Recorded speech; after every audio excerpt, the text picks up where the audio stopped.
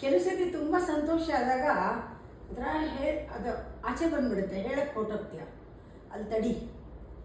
Happiness ತುಂಬ personal, ಹೇಳಬೇಡ. ಆವಾಗ ಆಗೋ ಎಕ್ಸ್ಪ್ರೆಷನ್ನೇ ಬೇರೆ.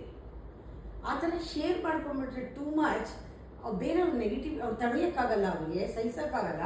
ಅವ್ರ ನೆಗೆಟಿವಿಟಿ ನಿನ್ನನ್ನು ಡಲ್ ಮಾಡಿಬಿಡುತ್ತೆ. ಆ ಜಾಯ್ ಅನ್ನೋದು ಕಮ್ಮಿ ಮಾಡಿಬಿಡುತ್ತೆ. ಅದಕ್ಕೆ ಕಮ್ಮಿ ಆದ ತಕ್ಷಣ ಒಳಗಡೆ ಶಾಂತಿ ಕಮ್ಮಿ ಆಗಿಬಿಡುತ್ತೆ.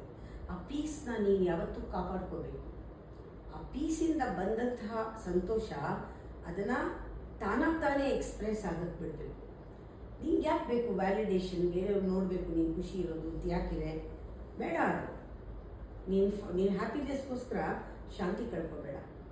ಶಾಂತಿ ಒಳಗಡೆ ಇದೆ, ಅದನ್ನು ಕಾಪಾಡಬೇಕಾದ್ರೆ ಸಂತೋಷವಾಗಿದ್ದರೆ ಇರು. ಅದೇ ರೇಡಿಯೇಟ್ ಆಗುತ್ತಲ್ಲ, ಅದು ನಿಜವಾದ ಅರಳಿದ ಹೂವಿಂದ ಬಂದ ಸೌರಭ. ನೀನು ಬಲವಂತವಾಗಿ ಅರಳಿಸಿದ್ರೆ ಅರಳತ್ತೆ, ಆದರೆ ಇನ್ನು ಸೌರಭ ಅಲ್ಲಿ ತನಕ ತಲುಪಲ್ಲ.